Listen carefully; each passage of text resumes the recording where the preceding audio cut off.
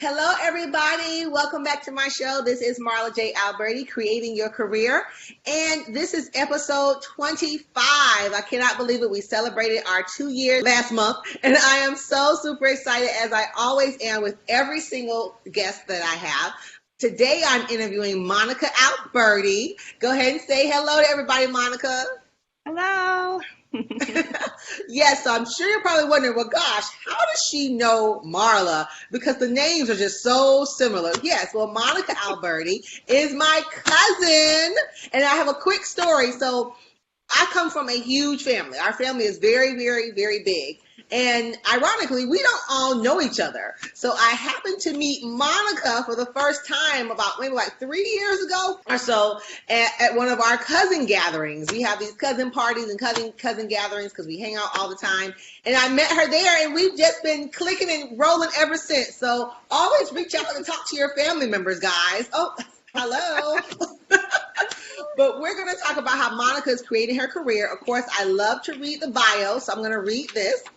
Let's jump in here. Monica is an operations manager in the Center for Health Equity and Community Engagement Research at the Mayo Clinic. She provides oversight and management of health equity and community for Mayo Clinic. She serves as an investigator on several studies focusing on community-based interventions to improve health of underserved populations. She is also the co-founder of the Minority Women in Research Network, which is a group of minority women scientists dedicated to increasing and promoting community and patient engagement in health-related research. Ooh, I love it. Monica received her undergraduate degree in healthcare management from Florida A&M University, known as FAMU. She attended graduate school at the University of Florida, where she obtained her master's in health administration. She has an extensive background in community engagement, research operations, health disparities research, and qualitative research methodology. Ooh, this sounds exciting, guys. You guys know I'm a nerd, so I love to hear this stuff. Okay, so let's jump right in, Monica. Tell the world, how did you get into this field? How did things start for you? And then we'll just jump right in from there. So, I'll start kind of, I guess, at the beginning of my education. So I went to Florida A&M University, and actually when I first got there, my major was biology pre-med. So I knew that I always wanted to be in the healthcare field. So aside from summer jobs, like as a kid or, as a teenager, I have never worked in any other field, in any other setting other than healthcare.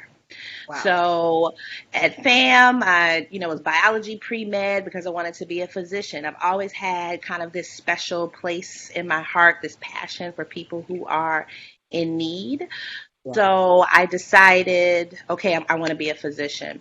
Did bio pre-med, took 2 biology classes, and was like, yeah, maybe not.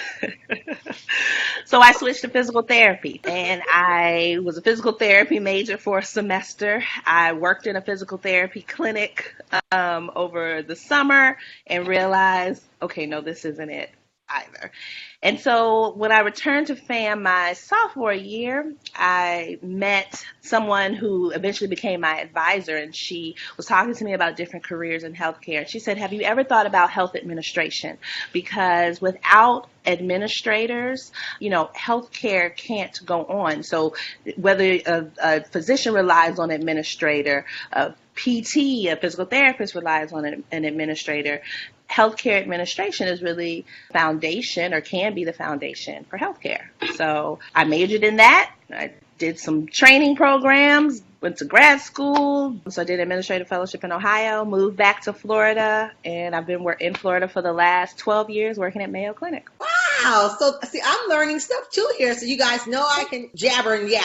So I don't want to tear it apart too much. But this is really good. So first thing I want to ask you about is the changes that you made. How did you feel going through those changes? Because, for those college students that are out there watching this video, a lot of college students do go into college with a lot of they're like, oh, I'm gonna do this. I'm headstrong. I'm gonna do this. I'm like, okay, never mind. So Right. what made you think? Were you uncomfortable in those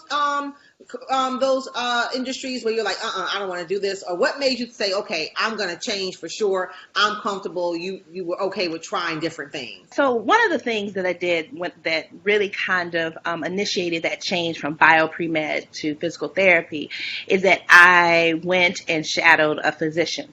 Mm. So I, used some connections that I had at FAM and met a physician and shadowed that person. And what I saw was that their time was really limited in terms of how much time they spent with the patient. And then this particular physician had a small practice, so some of that time was taken up with some, sitting with his manager talking about the business aspects of keeping the practice alive.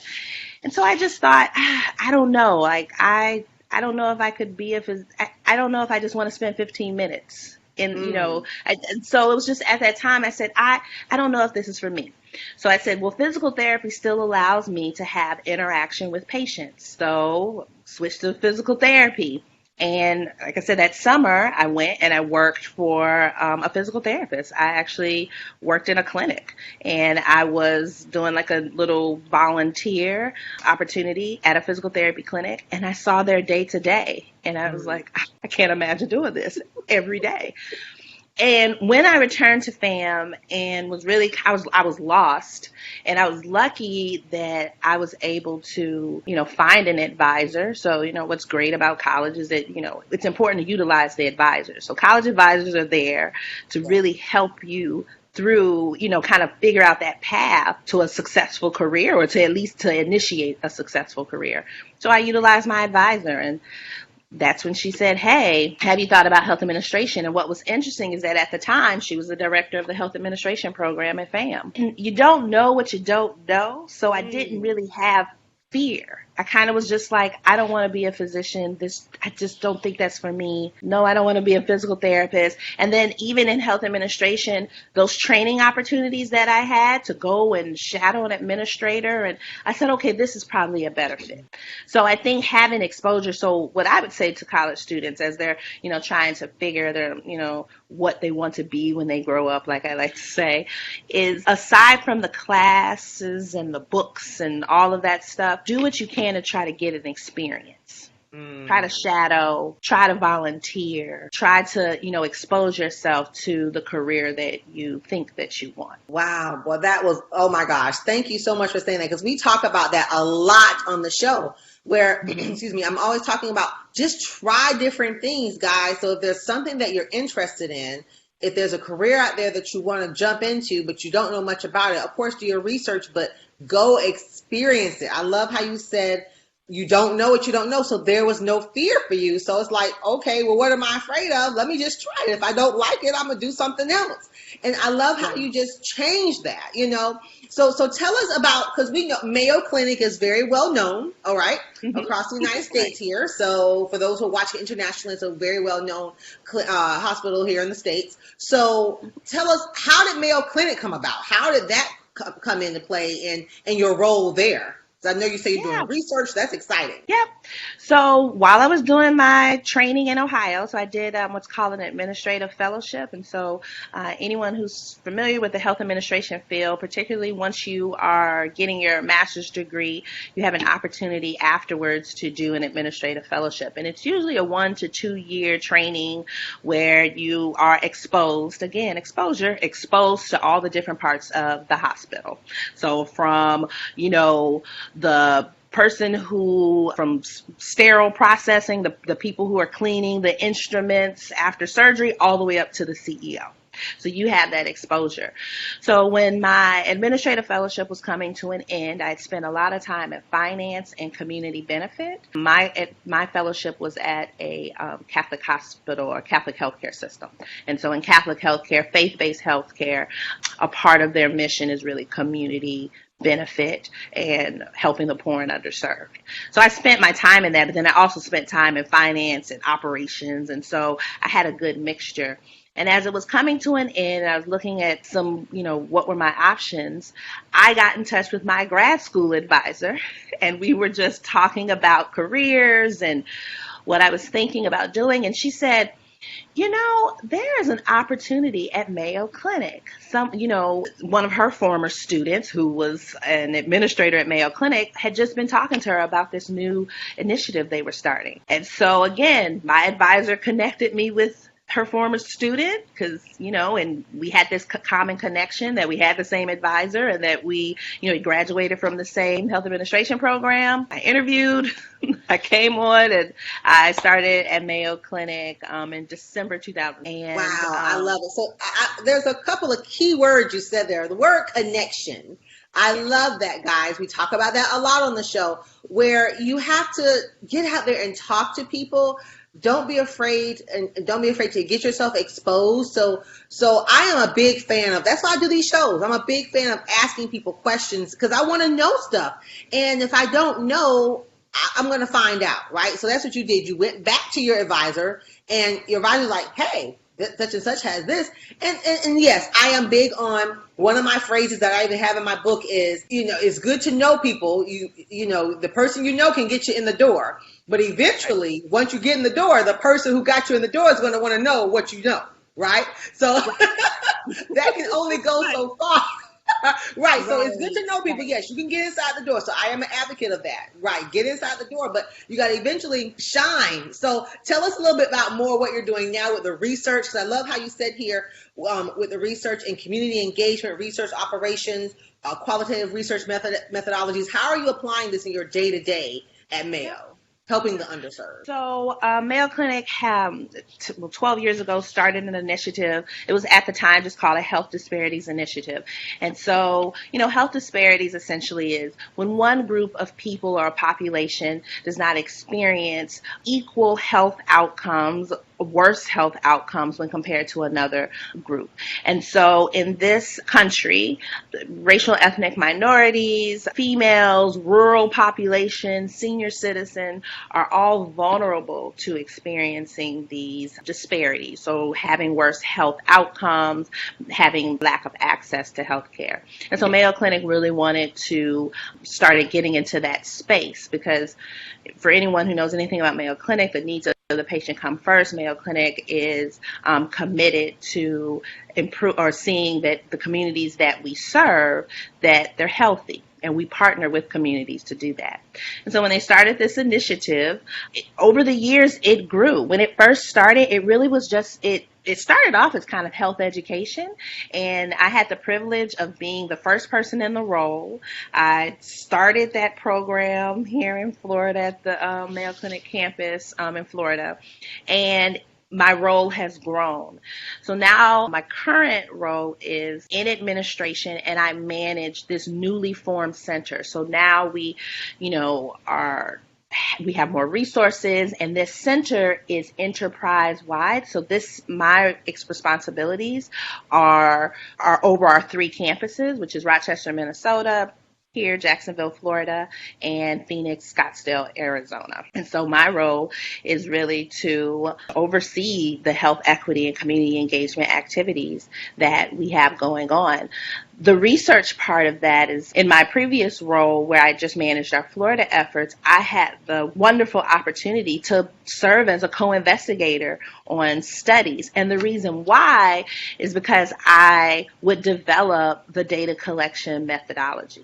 So our physicians would have an idea. They would want to, say, understand the prevalence of low vitamin D in African Americans, just say that as an idea. And so the physicians and the scientists, they know the science, but they needed someone who could operationalize that. So how do you go into communities and collect data? And so I, researched and spent time, and then, there's some things that you just can't research, you just have to do. And so I, would develop these methods of these are the ways that we should, be engaging communities in the research process. And so when we do data collection, it's as a partnership. It's not just Mayo coming in, getting samples or getting data and then going away.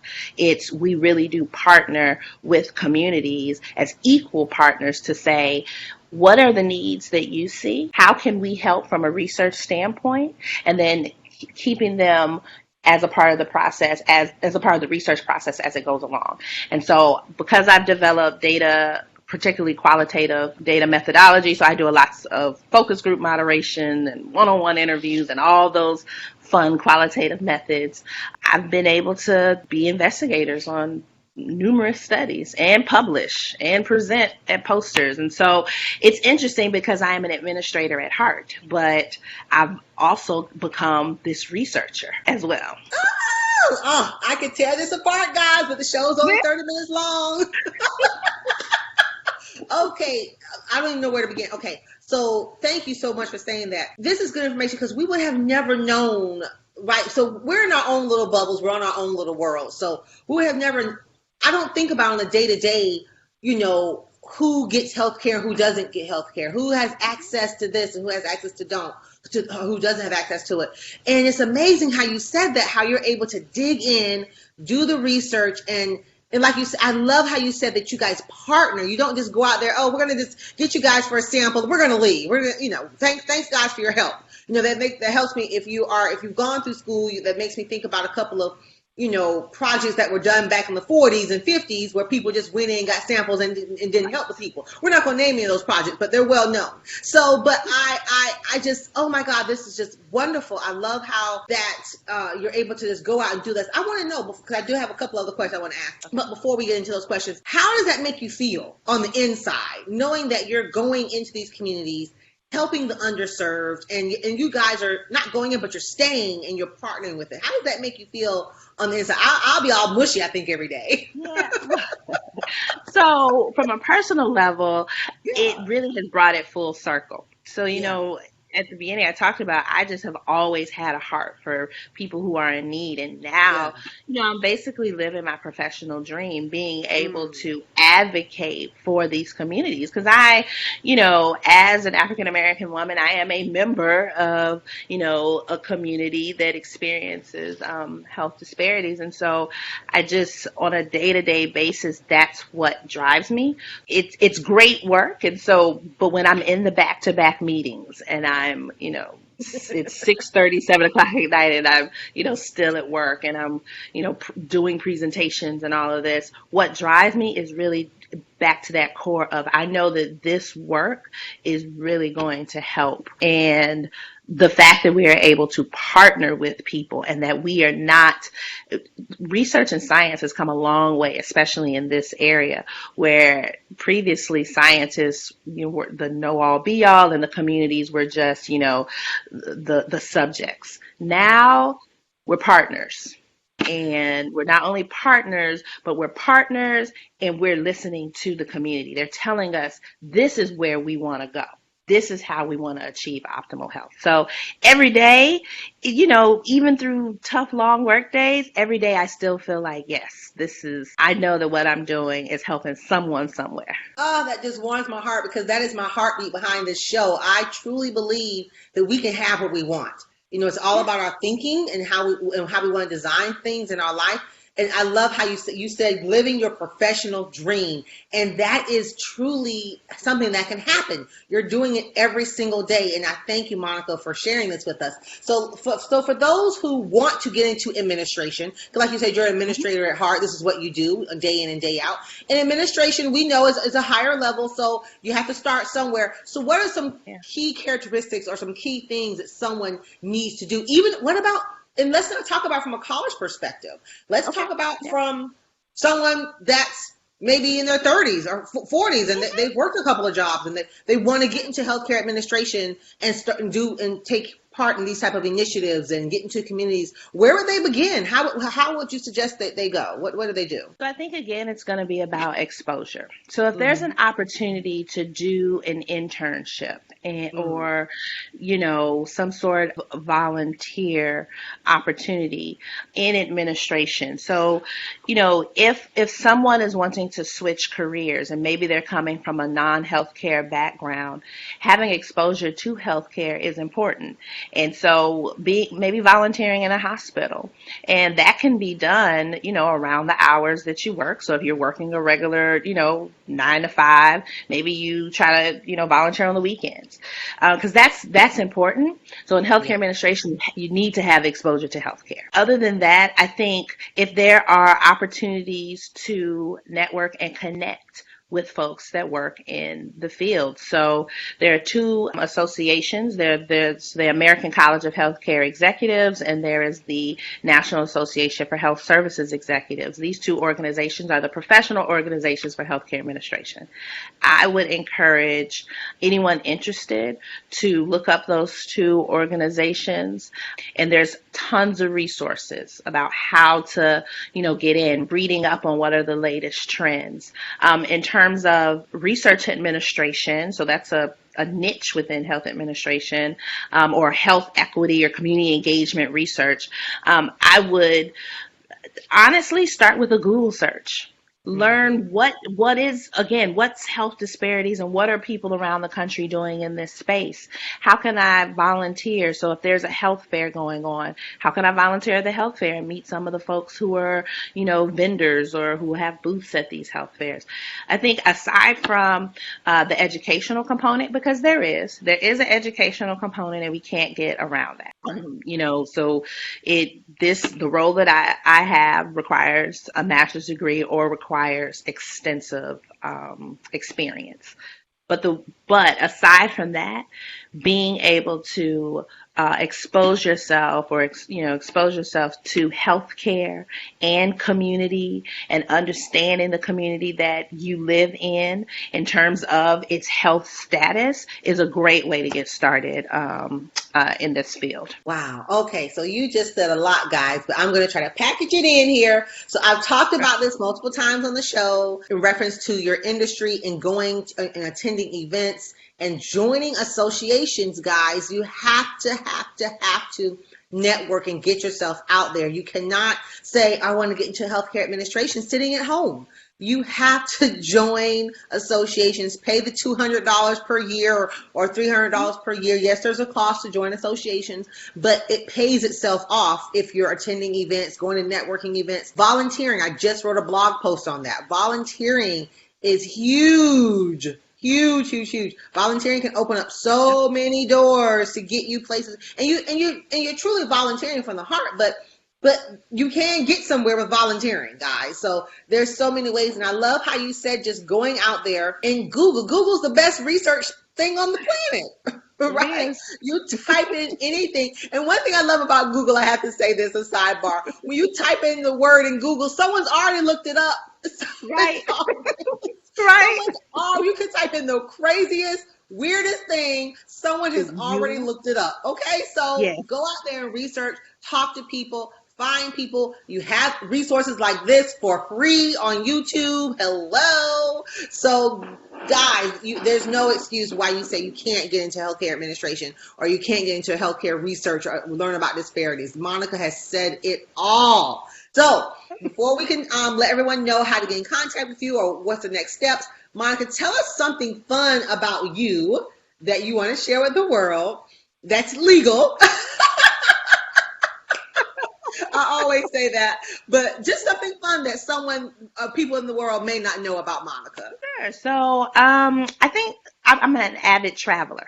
Okay. So every year I try to take an international trip, and Marla knows I've shared with her, some of the trips that I've been on. And my goal in the next 5 years is to hit every continent. At least, so I've done so far, North America, Africa, and South America. So, Asia, Europe, Australia, and I'll save Antarctica for maybe, my 60s, my 70s I'll save that for later. But I love traveling. I love international travel.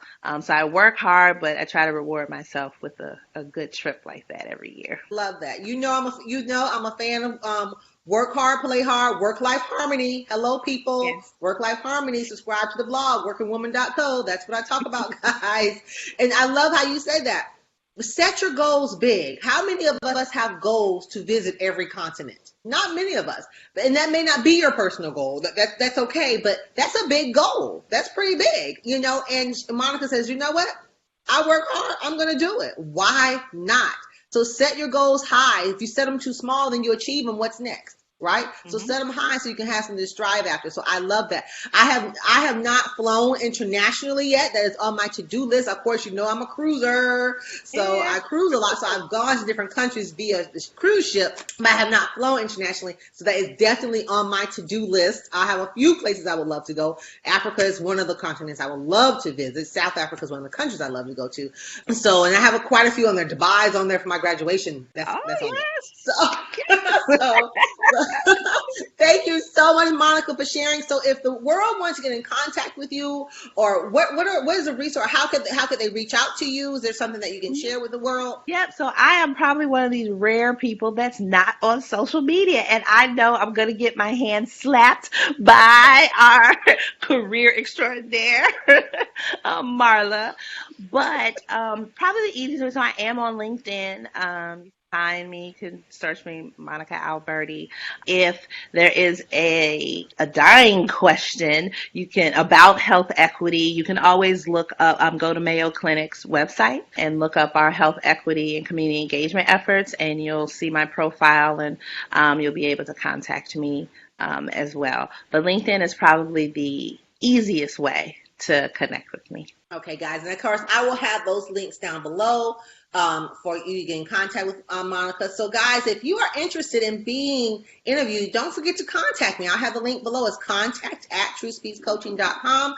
Monica, thank you for this interview. I have learned, this is why I love doing them, because I learn as well, so I have learned some great information today. I hope you world have learned some information about getting into healthcare, getting healthcare administration, learning how you can partner with your community, because every community needs some type of partnership. We can't do this thing alone. We think we can do it by ourselves, but we really, really can't. There's going to always be someone out there, or some family or somewhere out there that needs help. So you could be that connection to do that just by listening to this video.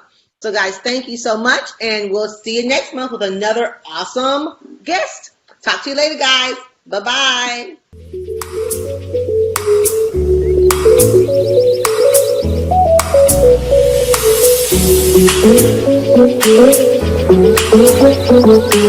Thank you.